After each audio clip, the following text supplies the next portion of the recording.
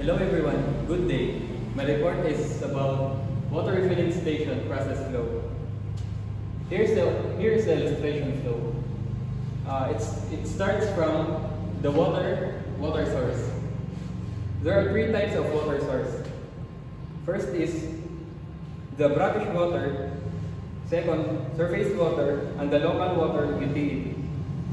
Brackish water from deep well, usually high in materials and hardness. The surface water from spring, river, and shallow well, it is high in turbidity and suspended solids. And last, local water utility. This source already passes PNSDW standard and does not require a rigorous water analysis. PNSDW stands for Philippine National Standards for Drinking Water. Next is the feed water tank.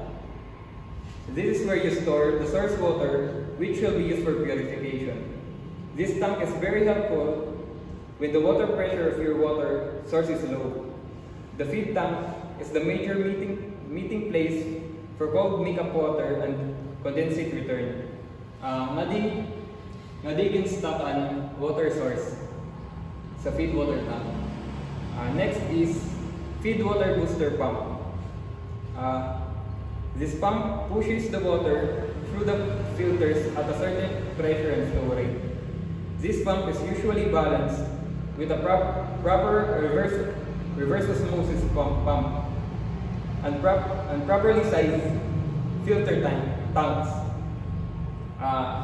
Ginaabot niya ang desired level sa pressure sa water, sa flow sa water.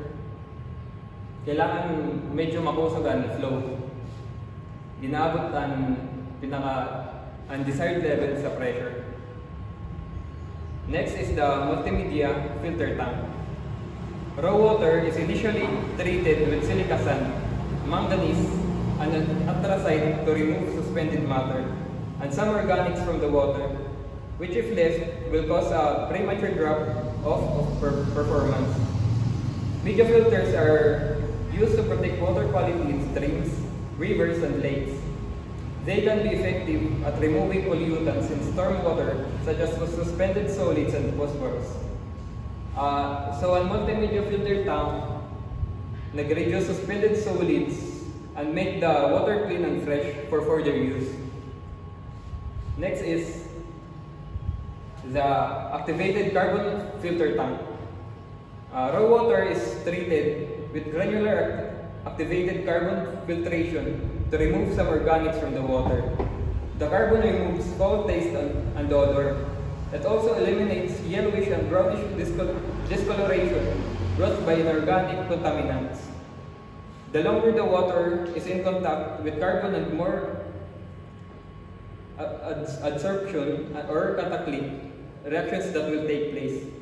Ini naman na carbon filter tank is a proven option to remove certain chemicals, particularly organic, sa water.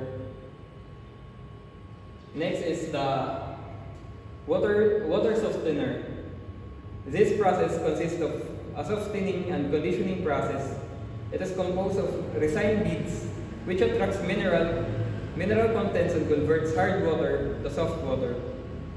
So, it softens the water, ginko-convert niya ang hard water to soft, and soft water is mas malinis and maupay. Next is the sediment filters.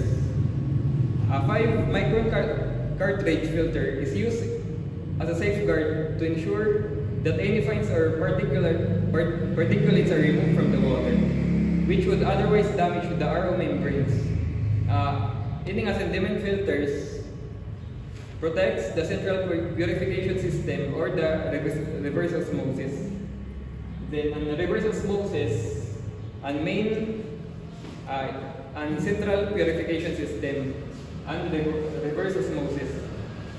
The reverse osmosis technology involves using a high pressure pump to force a portion of the feed water through a permeable membrane. The amount of permeate product water produced varies directly with the feed water pressure and temperature. It eliminates metals, salts, and default solids. Ini nga reverse osmosis pinaka-central sa purification.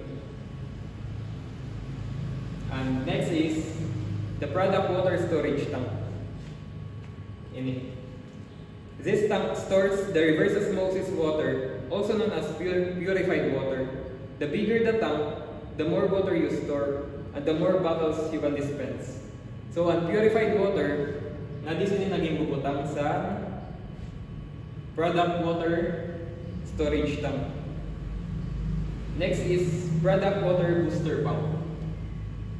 Purified water is boosted through multiple faucets with appropriate pressure using booster pump. The stronger the pump, the faster the flow rate of the water at the dispensing area. So, through multiple faucets with appropriate pressure, magamit ito ng booster pump para na sa purified water. Next is polishing carbon. Polishing here means removing and carryover odor and further enhancement of the taste of the purified water. So, an odor, ginpopolish na, pantanggal sa bad odor nga di sa polishing carbon. Next is UV light. The purified water is passed through a UV sterilizer as a final safeguard against the bacteria. Bacterial growth in any high purity water treatment plant will increase the frequency and equipment cleans. Nga di finishing na sa pag-purify sa water sa UV light. So finishing na sa pag-purify, then okay na ang water, well purified na siya. So in dispensing, this area is where the water is dispensed through multiple faucets. This area contains the washing sink for the containers. So nga din na ang pag-operate sa water filling station. Last paglimpya, pagkuha na sa purified water. That's all for my report in the water refilling station process flow. Thank you.